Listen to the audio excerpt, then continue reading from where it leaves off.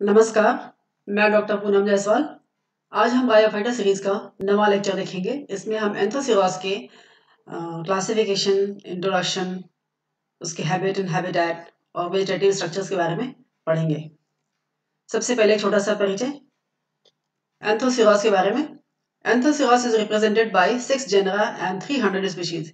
इसमें लगभग 6 जेनरा पाई जाती है और इसके 300 स्पीशीज अभी तक नोटेड हैं।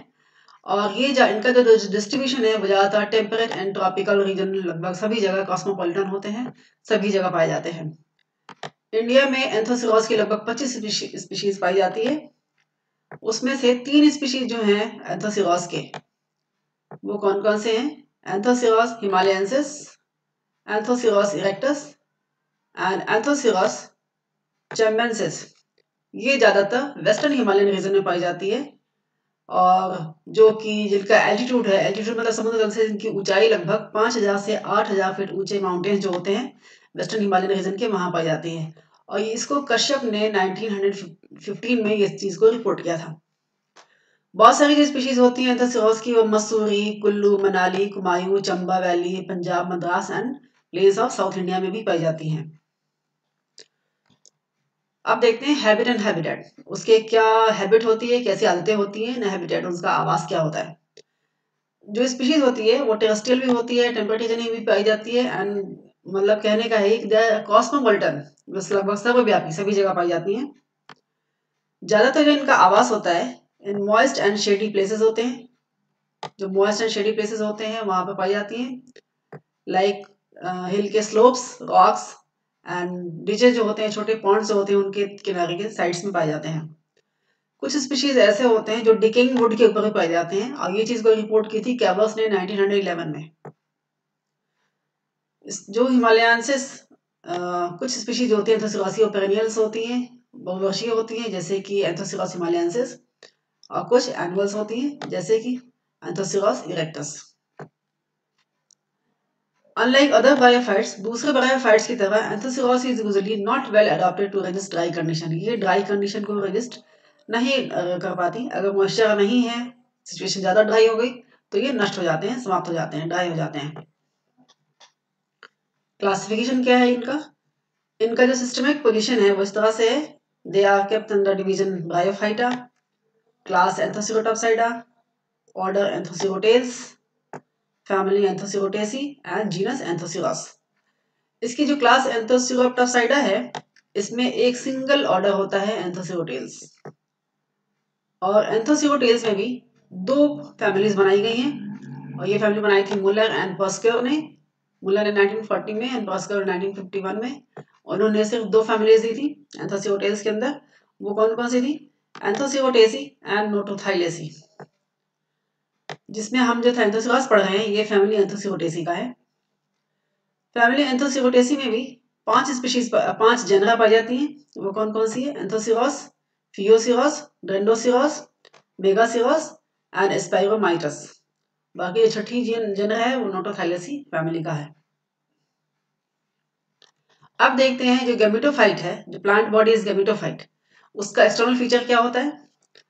उसका एक्सटर्नल फीचर इस तरह से है कि प्लांट बॉडी इज गैमेटोफाइट। जो हमें प्लांट दिखाई देता है वो गैमेटोफाइट होता है, गैमेट बियरिंग होता है। और संरचना में ये फ्लैट होता है, डॉर्सिवेंट्रल होता है। डॉर्सिवेंट्रल मतलब ऊपरी और निचली सतह पाई जाती है इसमें। थायलॉइड होता है, मतलब no differentiation into stem, leaf, flower etcetera. Prostrate होता है, जमीन पर पसरा हुआ होता है, फैला हुआ होता है। कलर डार्क ग्रीन होता है। इसकी जो कॉलोनी होती है वो मोस्टली रोजेट लाइक होती है, जैसे उसके पेटल्स कॉम्पैक्टली अरेंज होते हैं उस तरह से होती है। And branching is dichotomous. जो थैलस है उसकी ब्रांचिंग डाइकोटोमस होती है। कुछ एग्जांपल ऐसे दिए हुए हैं। Thallus is bilobed. थैलस इसका एंथोसिरास हिमालयंसिस में बाइलोब्ड होता है। This is the diagram of Anthoceros himalayensis. This is bilobed. 2 लिबास में दिखाई दे रहे हैं। या फिर कुछ थैलस ऐसे होते हैं जो पिन्नेटली ब्रांच्ड होते हैं, जैसे पत्तियां होती हैं उस तरह से पिन्नेटली ब्रांच्ड, बहुत बारीक ब्रांचिंग होती है इनमें। इसका एग्जांपल है एंथोसिरास हेलाई। जब मैच्योर थैलस होता है दैट में have erect, elongated and cylindrical sporophytes. आप इस चित्र में देख सकते हैं ये जो लंबे उभरे हुए हैं सतह के ऊपर से, दीज आर स्पोरोफाइट्स। इन्हीं के बारे में बताया गया है। दीज आर इरेक्ट, सीधे लंबे होते हैं, इलोंगेटेड एंड सिलेंड्रिकल आकार में, गोलाकार सिलिंड्रिकल होते हैं। These are sporophytes।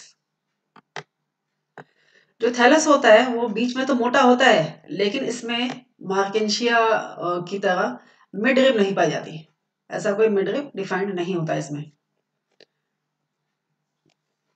इसके डॉर्सल सरफेस पे की जो संरचना है वो इस तरह से होती है। इट में भी स्मूथ, बिल्कुल चिकनी हो, उस पर कोई उभार नहीं पाए जाते, जैसे कि एंथोसिरोस लेविस, या फिर वेलवेटी हो सकते हैं, बहुत हल्के हल्के उभार पाए जाते हैं। और ये उभार क्यों होते हैं? Due to presence of several lobed lamellae. बहुत सारे लोब्ड लैमेली की वजह से ये एंथोसिरोस क्रिस्पिलस, ये इसमें आप देख सकते हैं बहुत सारे छोटे छोटे लोब्स पाए जाते हैं थैलस के, और इसकी वजह से ऊपर से देखने में ये वेलवेटी दिखाई देता है। कुछ एग्जाम्पल ऐसे होते हैं जैसे एंथोसिरोस फ्यूजिफॉर्मिस। इसके जो सरफेस है डॉर्सल सरफेस पे ये रफ होती है, क्योंकि बहुत सारे spines like structures and ridges उभार पाए जाते हैं इनके ऊपर, इसलिए सरफेस रफ पाई जाती है। सेंटर में in the middle it is thick, thallus मोटी होती है and without distinct midrib, पहले बता दिया आपको। जबकि वेंट्रल सरफेस पे क्या होता है? बहुत सारे यूनिसेलुलर स्मूथ वॉल्ड राइजॉइड्स पाए जाते हैं मीडियल लाइन के ऊपर। यहाँ आप चित्र में देख सकते हैं, दिस इज मीडियल लाइन, बीच की रेखा है, और इसके ऊपर बहुत सारे स्मूथ वॉल्ड राइजॉइड्स पाए जाते हैं। ट्यूबरकुलेट राइजॉइड्स एंड स्केल्स, जैसा आपने मार्केंशिया में देखा था, वो ऐसा नहीं पाया जाता यहाँ पर। यहाँ पर सिर्फ स्मूथ वॉल्ड राइजॉइड्स पाए जाते हैं, tuberculate rhizoids and scales absent होते हैं। उसके अलावा बहुत सारे नीचे की सरफेस पे, वेंट्रल सरफेस पे बहुत सारे छोटे ओपेक राउंडेड गोलाकार thick thickened dark bluish green spots can be seen. Dark bluish green spots दिखाई देते हैं वेंट्रल सरफेस पे। ये क्या होते हैं? These spots are mucilage cavities. ये म्यूसिलस कैविटीज की ओपनिंग होती है जो हमें डार्क कलर की ऊपर से दिखाई देती है, और इन म्यूसिलस कैविटीज में नॉस्टा कॉलोनीज भरी हुई होती है। Nostoc is a blue green algae. Mature thalli में बहुत सारे erect elongated and cylindrical horn like sporangia पाई जाती है, इसीलिए इसको हॉर्नवर्ट्स भी कहते हैं इस स्पोरेंजिया के आधार पर। स्पोरोफाइट्स दिखाई दे रहे हैं, this is sporophyte, this is sporophyte, इनको यहाँ स्पोरेंजिया कहते हैं क्योंकि स्पोर बेयरिंग स्ट्रक्चर्स हैं, and these are horn like, सींग के जैसे निकली हुई होती है थैलस के ऊपर, इसलिए इसको हॉर्नवर्ट्स भी कहते हैं। प्रत्येक sporangium is surrounded by a sheath like structure. नीचे की तरफ एट द बेस, यहाँ पर आप देखिए चित्र में, यहाँ पर नीचे एक शीथ लाइक, एक कवर की जैसी संरचना इसको नीचे की तरफ लिपटी हुई होती है। सभी जहां भी स्पोरेंजियम प्रेजेंट है, स्पोरोफाइट प्रेजेंट है, उसके नीचे की तरफ दिस इज इन्वोल्यूसर, और ये बेस की तरफ नीचे की तरफ स्पोरोफाइट को ढकने का कार्य करती है इन्वोल्यूसर। आप यहाँ चित्र में देख सकते हैं, this is thallus, vegetative thallus है ये, उसके ऊपर ये sporophyte, thallus is gametophyte, gametophyte के ऊपर लगी हुई है स्पोरोफाइट। और स्पोरोफाइट जो होता है, ये जो इन्वोल्यूसर होता है, ये गैमेटोफाइट का टिश्यू है, ये ऊपर की तरफ इसको कवर करता है, एंड लोअर साइड में दीज आर राइजॉइड्स। अब इसकी एनाटॉमी या इंटरनल स्ट्रक्चर कैसी होती है? मार्केंशिया में आपने देखा था, उसमें इसको दो तरह के रीजन साफ दिखाई देते थे, photosynthetic region and storage region. जबकि एंथोसिरोस में थैलस का जो इंटरनल स्ट्रक्चर होता है that is uniform internal organisation होता है, यूनिफॉर्म होता है, एक जैसे सेल पाए जाते हैं। इसका मतलब है there is no cellular differentiation, cellular differentiation नहीं पाई जाती, दो तरह की सेल्स नहीं पाई जाती, जैसा कि photosynthetic and storage region Hepaticopsida में दिखाई देती थी। जो थैलस होती है वो यूनिफॉर्मली बनी हुई होती है थिन वॉल्ड पेरेन्काइमेटस सेल्स की। जो सेल्स होते हैं पेरेन्काइमेटस होते हैं, थिन वॉल्ड होते हैं। जो आपने देखा था, पहले ही बताया आपको कि जो मोटाई होती है सेंटर में मोटी होती है थैलस, और ये मोटाई अलग अलग स्पीशीज में अलग अलग हो सकती है, किसी में बहुत ज्यादा होती है, किसी में बहुत कम होती है। यहाँ आप चित्र में देख सकते हैं, ये उभार जो है सेंटर रीजन में नीचे की तरफ ये उभार है, इस उभार की वजह से सेंटर में इसकी मोटाई ज्यादा होती है, जबकि साइड्स में सेंटर की तुलना में कम होती है। कुछ एग्जाम्पल दिए हुए हैं यहाँ पर, जैसे कि एंथोसिरोस लेवाइस में ये 6 to 8 सेल मोटी होती है, जबकि एंथोसिरोस पंक्टेटस में ये 8 से 10 सेल मोटी होती है। जबकि क्रिस्पिलस में सबसे ज्यादा मोटी होती है, जिसमें ये 30 से 40 सेल मोटी भी हो सकती है, सेंटर की थैलस, बीच की थैलस।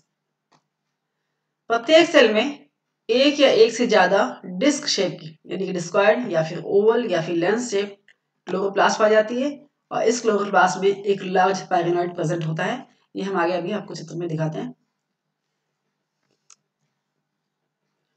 नो एयर चैम्बर और पोर प्रेजेंट, कोई एयर चैम्बर या पोर प्रेजेंट नहीं होती। यहाँ आप ऊपर की तरफ देख सकते हैं, this upper epidermis is continuous, कोई ब्रेकेज नहीं है, यहाँ पर कोई पोर्स या एयर चैम्बर्स प्रेजेंट नहीं है।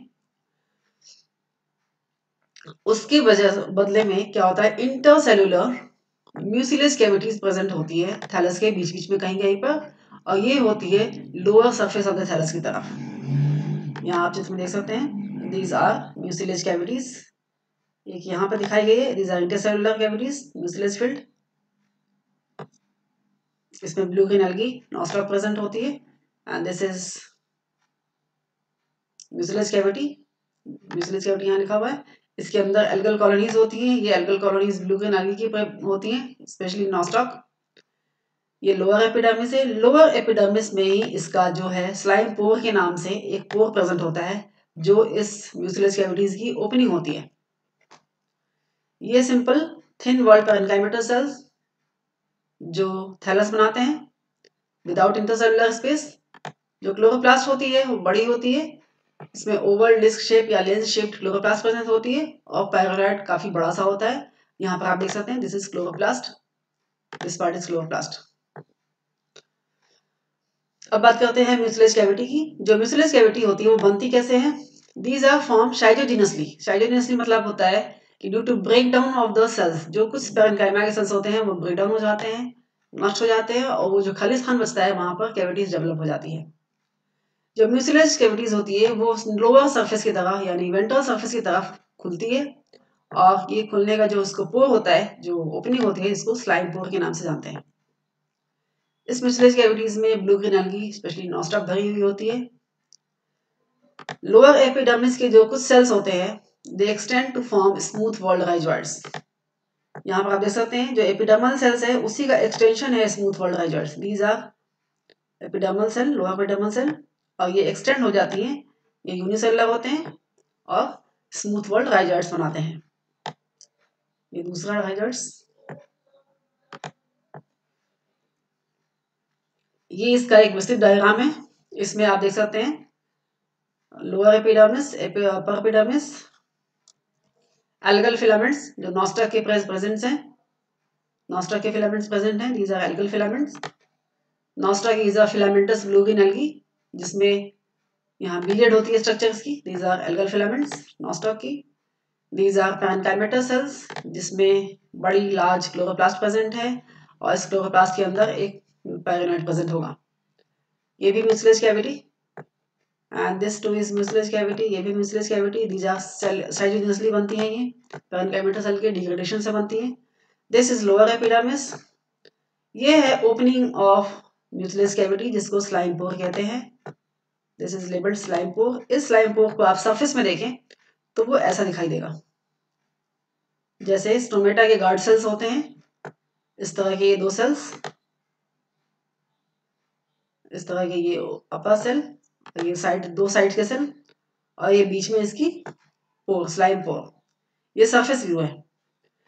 And this is the parenchyma, ये हेक्सागोनल पैरेन्काइमा, उसके बीच में क्लोरोप्लास्ट, और क्लोरोप्लास्ट जो है उसमें एक लार्ज पैरेनॉइड प्रेजेंट होती है, और दिस इज न्यूक्लियस। न्यूक्लियस होता है जो क्लोरोप्लास्ट बड़ी होने की वजह से एक साइड में किनारे हो जाता है, एक साइड में दब जाता है। यहाँ पर इसी का दो तीन व्यूज हैं इसके। एंड अगर हम स्लाइड काट के देखें लेबोरेटरी से, हम जब प्रैक्टिकल करते हैं तो स्लाइड जब बनाते हैं तो उसमें ये सब सेल्स ट्रांसफर सेक्शन में ऐसे दिखाई देती हैं।